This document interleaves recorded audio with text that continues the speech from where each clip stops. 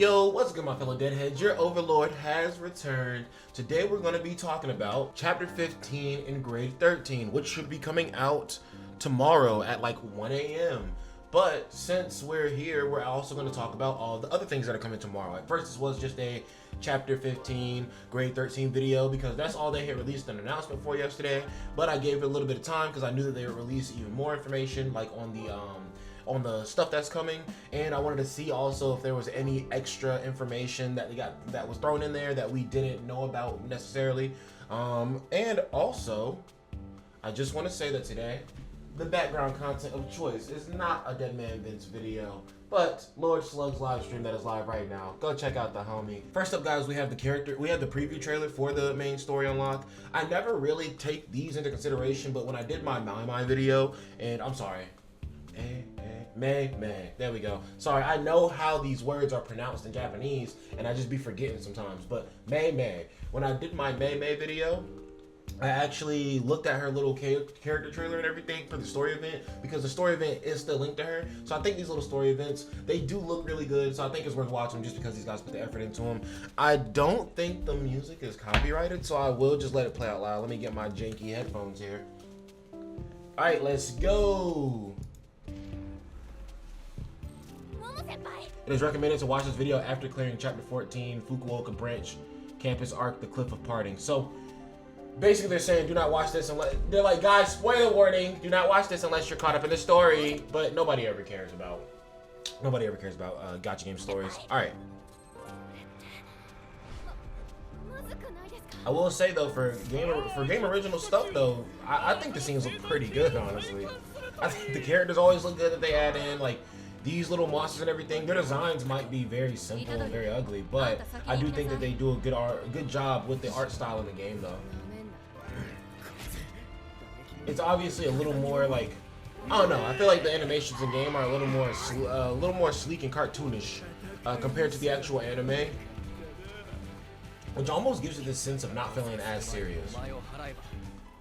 Because JJK is like serious, bro. Like people get body dropped off left and right, so like it's very serious, very grim. This feels like a more funified experience of JJK universe. And apparently, hey, bro, and they was cooking on the story though. I didn't know what was going on with the story for real, but they was cooking though. Kyushiberry Part 1 on the 28th. That's going to be tomorrow for us. From when I'm recording this. I'm definitely dropping this video on the same day that I'm recording it. How many hours afterwards, I'm not sure yet. Depends on how the rest of this recording goes and how editing goes. But let's continue on up. Maintenance announcement.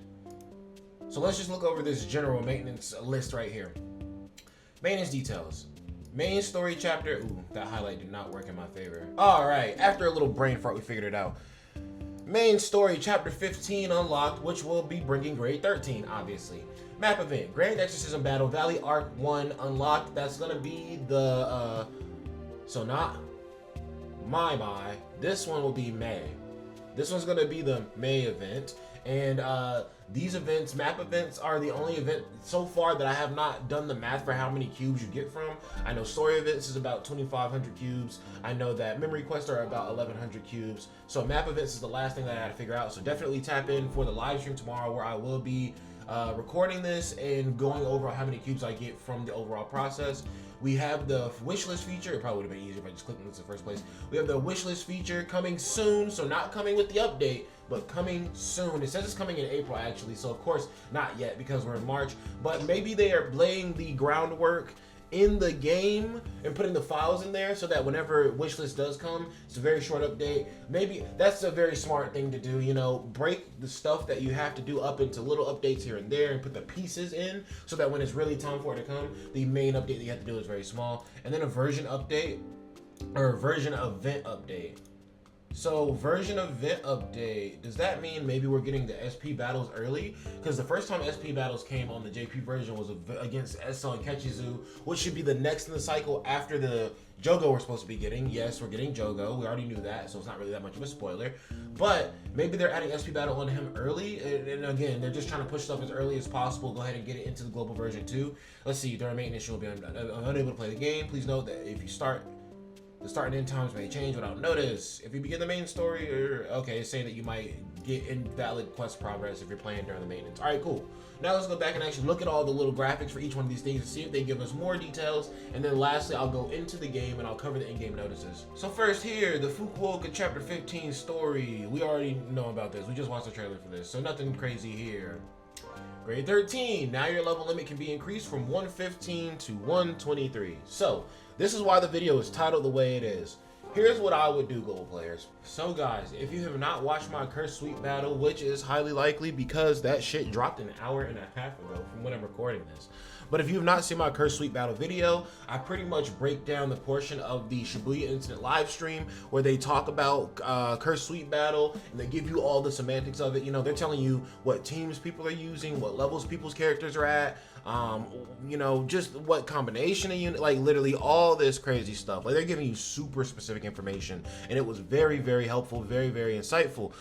So what I would say is get all of your, all of the characters. I would go ahead and just make teams right now for Cursed Sweep battle because they showed us teams and characters that are getting used. They only showed us the top 3 characters in each fight. They left the last one kind of up to you to just pick whoever you want. It seems more like if you have those top 3 characters or something close to that, then you should be perfectly fine, and you can just kind of like, you have wiggle room with the last like 1 or 2 characters if you like, right? But one thing that I noticed in the information is that on average, attacker characters are around level 119, around grade 14, and around level 7 skills. What I would say is form all of your teams for Cursed Sweep battle, because the 2 forms of in-game content that are really out are, and I guess there's 3 forms of like real in-game content, but I can't even consider one of them because it's not there all the time. I consider Cursed Sweep battle and tower in-game content because they're always there. You can always knock them out. You can always try.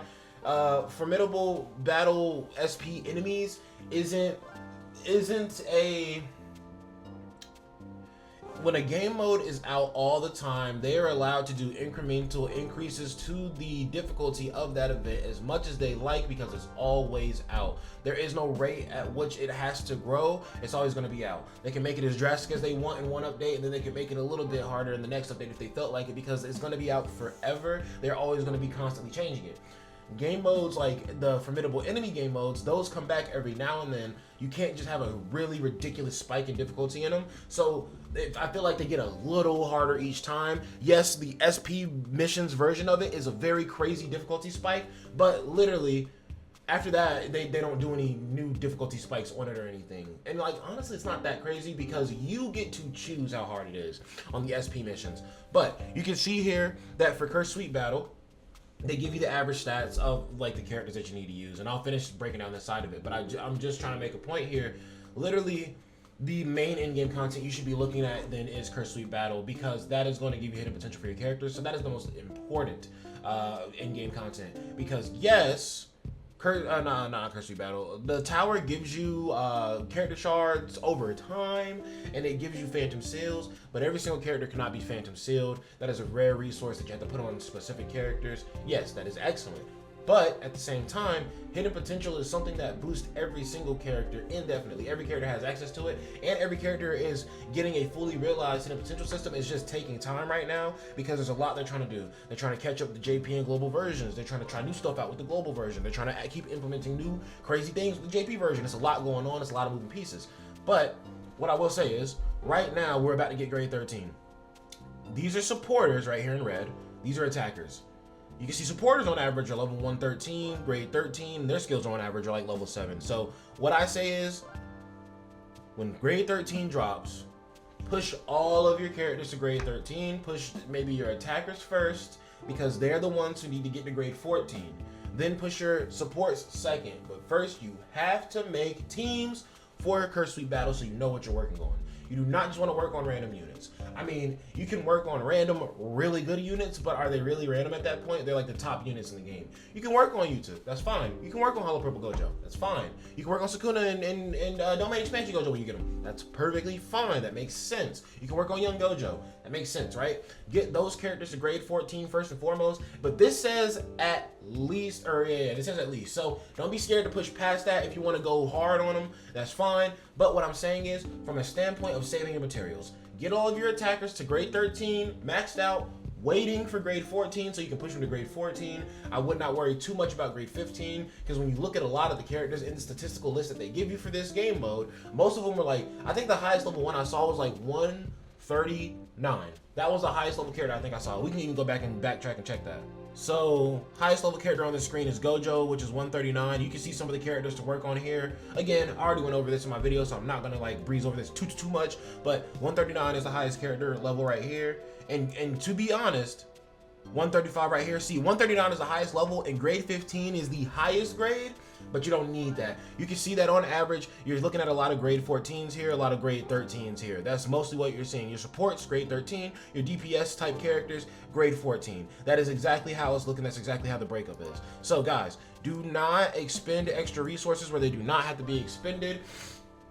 I have a strong theory that after chapter 13 drops, before JP even gets their next, because you gotta think, JP just got a new chapter and did not get a new grade with that. Isn't that odd? So, I think that now they're trying to stagnate JP's grades and then keep pushing Global's grades so that at the very least we're caught up to each other by the time the half anniversary comes around for us. And then that way we can start to move together, synced up with grades, maybe. Or maybe Global can trail behind JP a little bit closer. But again, I would get all of your support characters, grade 13, at least level 113. You can go past that if you want to. Extra stats are never going to hurt. Then you can use your you can get all of your attackers up to grade 14, get them to whatever level you feel like past 119. I'm gonna go ahead and tell you right now, I would just push all these characters to level 123 at least, honestly, because they're already in grade 13. That's the max level for them, and it's not like you're working on every single character in your account. Yes, it is a lot to grind up 20 characters.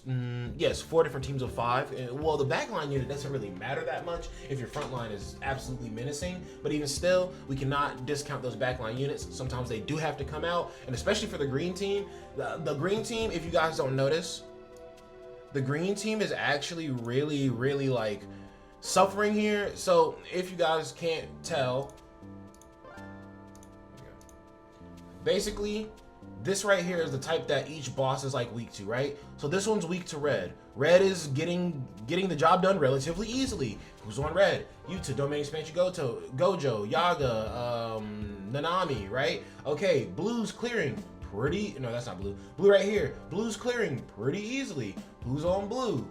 Gojo, the original Gojo in the game that they gave you that you can basically get 5-star. At this point, bro, you're probably getting 5-star for free. All the summons, standard banner summons, the free ticket summons. We're about to be able to select characters from the wish list, all this stuff.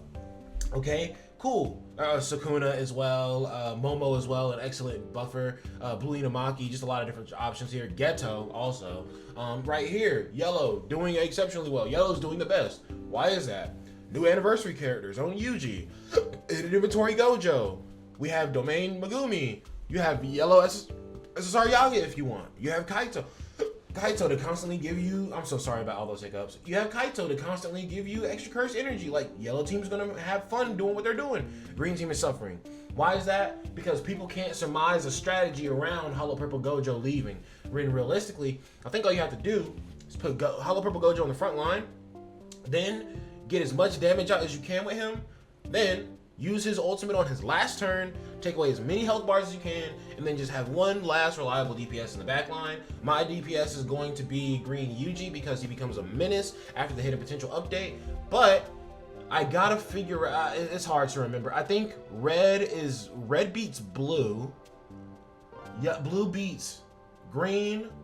I feel like I'm remembering these because it's the most unlikely you wouldn't expect it, because I'm used to the colors working in opposite ways, honestly. Usually yellow is weak to red, but red beats yellow, blue beats green, green Yoru beats, no, this is yellow. Yellow beats red beats blue, blue beats green, yellow beats red, and then green beats yellow.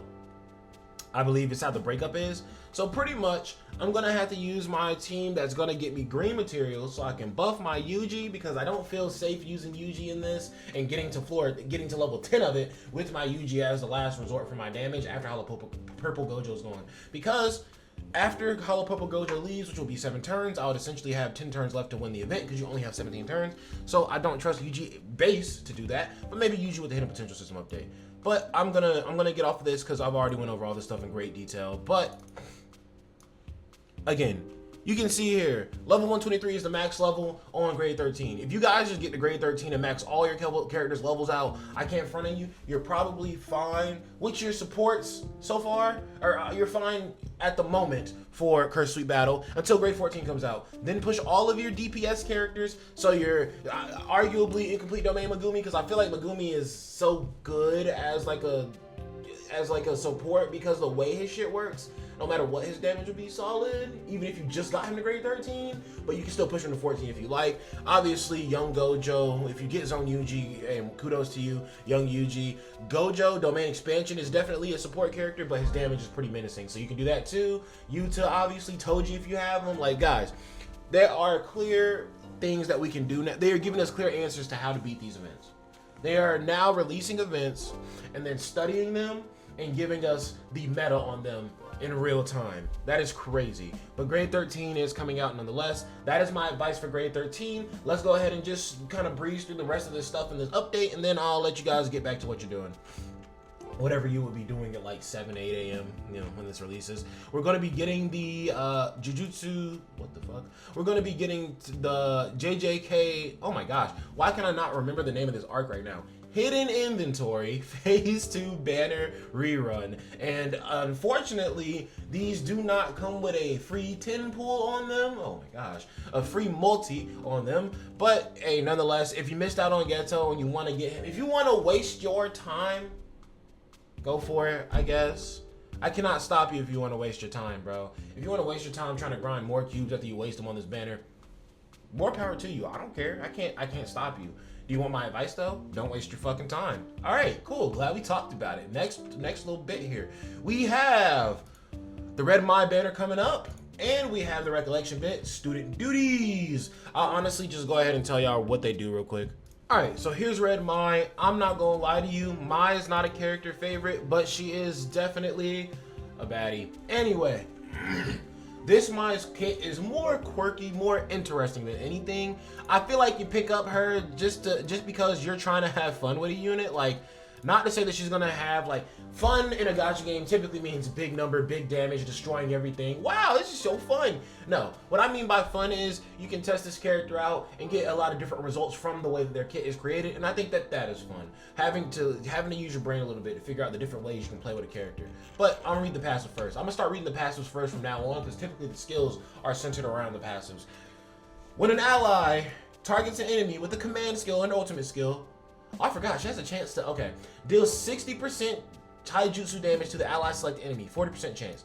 So pretty much, you cannot do this on combo ultimates, but it does apply, it's a follow-up attack. So if somebody hits somebody, Mai has a chance to wet their ass up right after. Really fun, really cool. Does not apply to combo ultimates, just said that. If the ally targets multiple enemies, a random enemy will be hit if the chance procs. I don't like this being stuck to the passive because I'd like a way for it to get increased, but honestly it might increase whenever she gets an SP update just to make her a little more viable. If special ammo state is active, deals 80% taijutsu damage to the ally selected enemy, delays the ally selected enemy action for 1 turn with a 20% chance. Then, if enhanced ammo state is active, deals 70% taijutsu damage to all enemies, and then increases all enemies damage received by 30% for 2 turns. So, not bad actually. That's a pretty solid debuff right there. I'm trying to be more, I know guys, maybe like a week ago I was looking at these characters like, dog shit, dog shit, dog shit. Now I'm trying to be a little more lenient, but remember that the half anniversary is like, let me look, I'm sorry. The half anniversary is literally 41 days away. If you have some crazy black magic way to get all of the cubes back that you spent on any of these banners within 41 days, let me know so I can not spend my cubes and just do the black magic way. But other than that, when own health is 50% or below up to 1 time during battle, grants the conceal status itself for 4 turns. So she has a solid debuff, and once per turn, no, once per game, once per mission, there we go. If her health goes below 50% HP, then she can conceal herself for 4 turns, which is really crazy. I don't know if conceal works like evade, where like evade you can't be hit directly, but if it's an AoE you can still get touched. I don't know if that's how it works, but nonetheless, passive, kind of cool, kind of interesting. All right, let's go through the skills. Skill 1. Deals 135 range taijutsu damage to a selected enemy. If special ammo is active, delay the selected enemy's action with a 10% chance for 1 turn. If enhanced ammo state is active, changes the skill effect to deals 120.5% taijutsu to all enemies and increases all enemies' damage received by 20%. So one thing I will go ahead and say is I like that every part of her kit changes with the enhanced ammo or the special ammo. I feel like when you have a character like that, typically it's just like the skills 2 and below that change. Deals 150.4. I remember. I'm just gonna round up or round down. Deals 150% range taijutsu damage to the selected enemy. Delays the selected enemy's action for 1 turn with a 20% chance, so 1 out of 5 chance. If special ammo or enhanced ammo state is active, if own follow-up attack rate is 40%, increase the own follow-up attack rate to 80% for 2 turns 3 times. So, never mind what I said earlier. I was like, I don't like this being in the active because you can't increase it. But then, boom, right here on the second skill, you can increase it because it's just a reload for special ammo. The third one is also going to be a reload for enhanced ammo. But this one deals 140% range taijutsu damage to all enemies, and then increases all enemies' damage received by 30%. So what's the difference here? This one's 150 to 1 enemy and has a chance to delay action, whereas this one's 140 to all and indefinitely increases the damage they receive. Magnificent. Then if special ammo or enhanced ammo state is active, if the follow-up attack rate is 40, 80% again. So cool. Either one of the reloads that you do is going to boost your follow-up attack chance. So honestly, I think she's pretty cool. I'm not going to say solid, I'm not going to say good, because obviously she's not going to be getting you more damage than Toji. Honestly, I don't think that her debuff is going to be so important that she's worth replacing Yago on your team. Like, none of that, but still. Quirky, fun units. I don't know. Interesting. Deactivate own special ammo or enhanced ammo state. Activates enhanced ammo state for 3 turns. Okay? So, when you do this, deactivates whatever ammo state you're in and then boosts it and then puts it on for 3 turns. So what that tells me is you just can't stack the ammo states, which there's not really a point to stacking the ammo states. It doesn't really say that you get any extra benefits. It just says being in the state causes things to happen. So no point in stacking it really. Then the ultimate deals range combined damage equal to 494% taijutsu damage, 3 hits, and then so 3 shots probably. Then 164.8% taijutsu damage and 82% jujutsu to the selected enemy. Wait a minute. Oh my gosh, that was a lot. Deals range taijutsu 494, and then I'm guessing close range taijutsu and jujutsu of these percents. Increases the enemy's damage received by 80%. Increases own follow-up attack rate to 100%. 2 turns 6 times. So I guess if it happens 6 times within those 2 turns, then I mean that makes sense though, because there's 3 other allies attacking, so it would happen exactly 6 times. So that's fine, that's perfect. But yeah, no, this mine seems pretty cool. I'm not gonna lie. Again, not worth your summons, but she should be on at least the 2nd standard banner update whenever that does come out. Let's look at the page. A student's duty. When activating a command skill or ultimate skill, so on any skill, good. Recovers own HP by 20% and then increases damage by 50%, effective for red type attacks. And then if you get it to limit break 1, it also gives you 15 curse energy at the start of battle. And then if you get it to limit break 3, when activating a command skill or ultimate skill, recovers 25% HP, very good, 1/4 of your health bar, and then increases own damage by 55% for 1 turn, effective for red type attacks. And guys, I'm saying really good just because this is a offense and defense page built in one. This is a healer page while also giving you extra damage dealt, so you can kind of fight back from the brink of death, but also still be trying to hit the enemy really hard. I don't think that the page is that bad, but again, not worth your summon at the end of the day. We come up here, we're gonna have a Grand Exorcism Battle Valley Arc 1, I believe this is the first time we got this. I still love that it tells you exactly the reward you get. Okay, so cool. I don't have to do the math for this. It lets you know right here, you get 2,910 cubes from this. So let me mark that down somewhere because now I can use that for thumbnails. But you get 200 phantom medals. You're gonna get a free memory or a free bit dupe. Yes. Then you're going to get 10 tickets for the featured gacha, which is going to be Red Mind's banner. Then you're going to get 6 of these free-to-play pages, of course. I'll go over the page whenever the actual event comes out, because it just makes more sense to go over the page when the event comes out. I'm going to be covering the full event anyway, but we know how map events work. Eventually you unlock the score battle. The score battle gives you even better, like, not even better stuff, but even more stuff, because the stuff you get is already really good. But yeah, it's showing you some of the event bonus stuff right now. But yeah, we're gonna skip over that. Now, here is where I'm curious. So they did not add SP mode to this, because earlier in these notes, what did it say? It said version event update. I don't know. I was maybe thinking it was like updating the version of this event. I don't know where my thought process was going. I thought maybe they added the SP battle early. But guys, we are getting Imaginary Realm battle versus Jogo once more. Then we are also getting, or I don't know why I said that like it was gonna be a different like event when I went to the next page. But again, very good. Oh, it actually shows you the special. It shows you the special or the secret title before you even get into the. I never noticed that. But yes, you see here we got a bunch of rewards here: AP packs, standard tickets, cubes, recollection bit. The new recollection bit, I will again go over that recollection bit when I'm going over the video for this event. But guys, that is it for the update tomorrow. We're gonna hop into the game real quick and see if the in-game notices has any extra little goodies snuck in there. All right, guys, we're here in game and cool. All right, that's excellent. The last time I looked, they actually only had these two in-game notices right here for the Chapter 15 release. And then also guys, with the chapter, there should be a new EX battle, I imagine. Added CP rank and curse objects for each dispatch area. Oh yeah, they're also gonna be boosting the CP rank from 31, the max rank from 31 to like 35.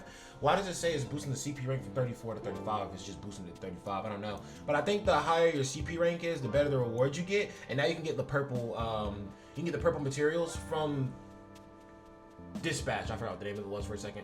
From Dispatch, because it's getting added into the game.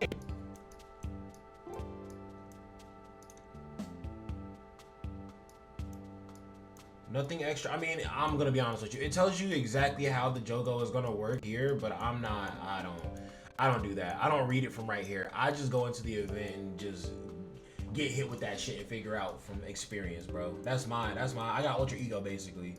I already know there's not going to be a free multi with this, just because they didn't say anything about it explicitly on the Twitter. If there was a multi, they would have said something at least on Twitter. Again, you can see here, grade 13 is going to be here. Like I said, get all of your characters grade 13, level 123, all the ones that you think are going to be important for you in Curse Sweep Battle. And then from that point on, just kind of like chill on it and wait for your DPSs to get to grade 14. And then from that point on, if you want to push to grade 15, you can. It'll make it a little bit easier for you. But other than that, don't worry about it too much. We got the My banner. Nothing to launch memo. All right, cool.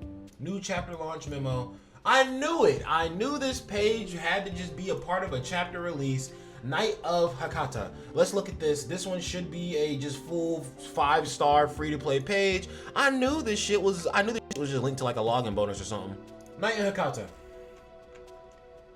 I'm just gonna read it at 5-star because you get this 5-star for free.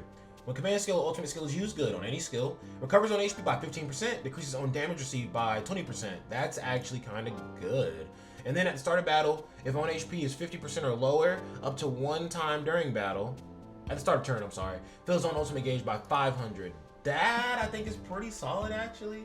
If you don't have some better pages that can push your ultimate, then maybe you put this on like somebody like Incomplete El Megumi or something, right? And then all of a sudden you can push his ultimate, but with the caveat he gets below his like certain HP threshold. Let's see, we're gonna be getting obviously all the copies of Night in Hakata. We're only gonna be getting 600 cubes. That's a bit unfortunate. We get 2 AP packs. Not upset. They're giving us AP packs in general. I can't really complain. And then the JP Beacon of Training and Recollection Bit stuff, I don't really care too much. We always get that shit in high quantities, and the Impure Jujutsu Crystals. But good, they're already showing us our little breakdown live event, and we are getting a free page that's actually somewhat decent. So guys, be ready for that. Then we got the map event, of course. And again, like I said, I'm just gonna Tea-Party of Communication. I'm just gonna wait until the actual event comes out and break that down, of course. But this is a map event. Yeah, cool. I already said that. This is a map event. But guys, that's it for the video. There's nothing else extra in the in-game, or there was something extra in the in-game notices. Now I need to go and spend this stamina because I let it sit here like a psychopath. But if you guys did enjoy this video, then go down below and thrash that like button. And then also, you can use your sacred treasure, summon Maharaga and the rest of your fucking Shadow Shikigami, and jump the subscribe button for me, and somebody else can hit the notification bell for you while you're jumping the subscribe button. We like to get it in JJK style, jump Kaizen for real. And then you can comment down below and let me know what else you want to see from the Dead Man. But that's gonna be it for your boy Dead Man Vince. Hope y'all have an excellent day. Love you guys. Peace.